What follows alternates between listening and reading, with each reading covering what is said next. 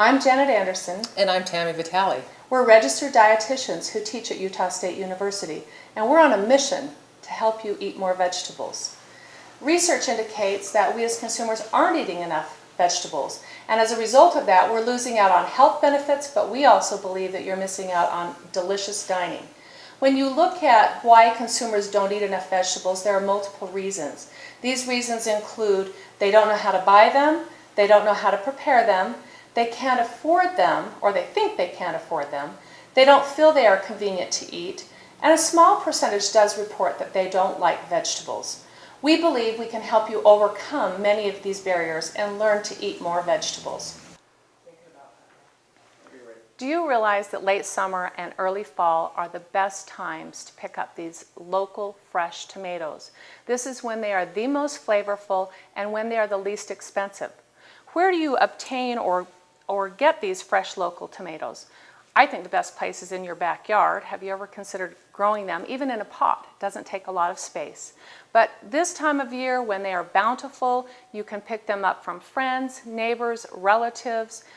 If you don't have any available to you, you might go down to the local farmer's market or a local produce stand and pick them up.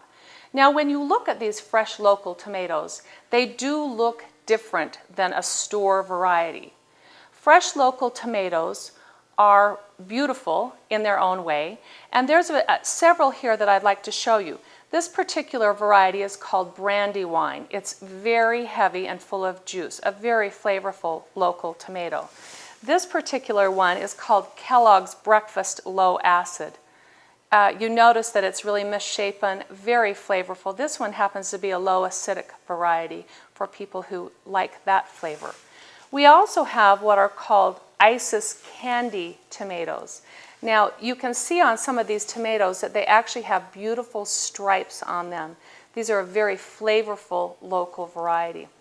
Another variety is called Paul Robson, and this is also a beautiful local tomato that looks really nothing like the local store varieties. Another good tomato is called Giant Italian Paste Roma, and this particular tomato happens to be low in moisture, so it works well for dishes that like tomatoes or that use tomatoes that are low in moisture. Now, these fresh local tomatoes do come in a variety of flavors. As I've mentioned, some are very acidic, some are very sweet, some of them are very juicy, and some of them are very dry. Here's an example of a very juicy tomato and a very dry tomato, again used for different purposes. Grocery store varieties of tomatoes have been bred to be very firm and have a long shelf life. So there's a very different flavor and texture in a store variety than you will find in a fresh local variety. These have been bred, as I mentioned, to last a long time on the shelf, which means that they are low in nutrients compared to a fresh local tomato. When you're cutting tomatoes, you need to make sure that you have a sharp knife. If you have a dull knife, you're going to have to use more pressure and you're more likely to get cut. The best type of knife to use is probably a chef's knife, or another option would be a serrated knife, and either one of these work very well in cutting a tomato. What you're going to need to do is hold the knife properly, and you want to make sure that your thumb is on one side of the blade, actually touching the blade, and your finger, your index finger, is on the other side. This is the proper way to hold the knife and steady the knife. Some people make the mistake of thinking they just hold the handle. That is not correct, and you'll cut yourself. So make sure your index finger and thumb, again, are around the blade on this knife. What you're going to want to do is cut away from you, so you're going to push down with some pressure, cutting away. You're going to want to remove the core, however you choose to do that. But the most important thing to remember when you're cutting is that you want to make sure that your fingers are not in the way, obviously. So you're going to make some cuts, and then you may, if you're going to do some dicing, you may consider putting the tip of the knife in. It's the easiest part of the blade to go through, and then use your fingers as a guide to make sure that you're not cutting yourself and that you're holding the product. Then you get beautiful diced tomatoes with very little effort. If you cannot get fresh local tomatoes in season, the next best option would be for you to look at other varieties such as canned or dried tomatoes. Canned tomatoes are packed at their prime, which means they have been put in the can within hours of being harvested. The nutrients are high in these, and a lot of people don't understand that. They think the fresh local tomatoes are going to be the most nutritious. Well, this is the next best option because we have packed all the nutrients within hours of being harvested. Now tomatoes, canned tomatoes are beautiful and red all year long. They come in a variety of forms. We have whole tomatoes, we have puree tomatoes, we have diced tomatoes. You can also pick it up in paste and in sauce form. So we do have a variety of different forms for the canned tomatoes. Tomatoes also come in a dried form. Some people haven't seen these before, but they're actually very tasty, and they've been sun-dried and have a lot of uses. They're shelf-stable. They've been packed at their prime as well, so these are full of nutrients. And then lastly, another form of tomatoes would be juice. And we do have some juice. Tomato juice is also packed at its prime. It does tend to be higher in sodium and doesn't have a lot of fiber, so it doesn't keep you full as long as tomatoes. So there is a variety of forms, from the fresh local to the canned to the dried and the juice, and they're all full of nutrients. I personally like the cook once, eat twice rule of thumb. In fact, maybe even more than twice, maybe 3 or 4 times. Maybe just fix one batch of tomatoes and then make about 2 or 3 meals out of it. So the first thing we're going to do is, I've got this salad partially made. It's called a caprese salad, and it's just layered sliced tomatoes and fresh mozzarella. And all you really need to do to finish this is a great thing to take to a party, or if you really want to impress people, it looks pretty fancy, but it's really simple to do. So you just layer the tomatoes and layer some fresh mozzarella, and then sprinkle it with a little bit of fresh basil, since that's in season right now, just absolutely beautiful. And then sprinkle it a little bit with some olive oil. Extra virgin olive oil is definitely the tastiest, and a little bit of balsamic vinegar. And you have this treat that you can take to a party that people will be very impressed with. It's absolutely delicious. And what you do to serve it is just serve a piece of cheese and a tomato on each slice of bread. And you can just make a platter of those very easily. A quicker version of that recipe that I just showed you, or if you wanted to make that same recipe for a large crowd, you could chop up the fresh tomatoes, still add that fresh basil to it, and again, a little bit of olive oil and some vinegar.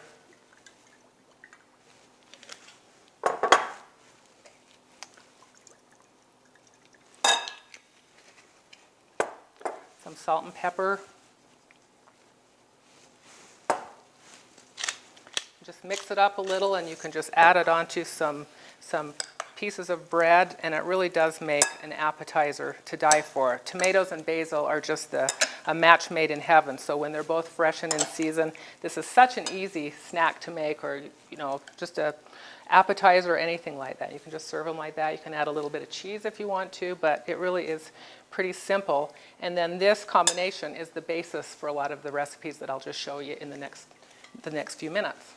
All right, I've shown you a couple of appetizers that you can make now, but I want to show you how you can turn this bowl of seasoned tomatoes into a main meal. It's as easy as can be. You've got a pound of cooked pasta here, and if you just add part of these tomatoes to that, with some of the juice, of course, and then drain a can of white beans, and make sure to rinse them off really well, because you're getting rid of extra sodium, but also you're getting rid of some of the gas-producing tendencies in the beans, so that it really helps if you drain that off of the beans, because that's a big reason why a lot of people don't eat more beans. And as you all know, beans are an inexpensive source of protein, so you just can add all of those into that bowl of pasta and tomatoes, and then add some Parmesan cheese. And you've made it into a meal because you added 2 sources of protein. You've got some cheese, you've got the beans, and it's easy as can be. I'll show you a couple of more things that you can do with these. If you've tried Boboli crust, they work great. You can just sprinkle some of these tomatoes on that pizza crust or any pizza crust that you like to use. If you know how to make scratch pizza, even better. Less expensive. Add some cheese on the top of it and stick it in the oven, and you've got a very fast, very delicious pizza. I've shown you a couple of Italian flavored tomato-based meals. Now we're going to switch gears a little bit and focus on some Southwest seasonings. For this set of meals, I'll use canned tomatoes, and they have Mexican spices in them. This one, for example, is the diced tomatoes with green chilies. We've got some with another kind of green chilies, some jalapeno peppers. You can also add use plain diced tomatoes, and just use some other seasonings such as oregano or cumin, anything that you like. You can add some hot pepper if you like it spicier. But let's just start with a couple of cans of seasoned tomatoes. Mix those up, so whatever flavor combination you like the best. And then, first of all, we'll add some corn, just a couple of cups of either heated up or thawed frozen corn or canned corn, and then some drained black beans. Mix that up, and this can be the basis for a couple of meals that I'll show you now. So first of all, a couple of additions that you can add in at this point would be some sliced green onions or an avocado if you like avocados. And you can just actually use this as a salsa and serve it with chips. And then another thing that you can do that's really easy with that same combination of ingredients is in a casserole dish you can use either some more tortilla chips, or you can use cut up flour or corn tortillas. You don't even need to cut them up, you can just tear them into pieces. And this tastes delicious. You just put a little bit of this tomato bean corn mixture and just layer it.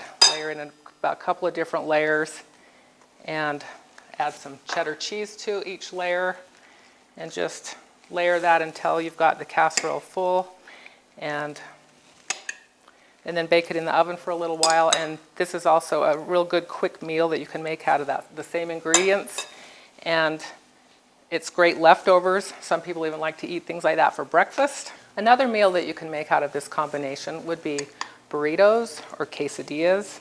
And again, just add the same combination, plus you might want to add some diced red and green peppers and some cheese. Roll it up, and then just either microwave it for a few minutes or just heat it up in a fry pan. And there you've got a real quick and easy dinner. Continuing with the Southwest theme, you can also add this combination to top a baked potato. That's a quick meal. And you can also then heat up any leftovers that you might have. Add some rice or some pasta if you have any leftover in your fridge. If it needs to be thinned down a little bit, just use some tomato juice. And then that would be a quick meal that you could eat with a grilled cheese sandwich. So many possibilities, all starting with tomatoes. Our mission was to help you eat more tomatoes. Mission accomplished. That's good.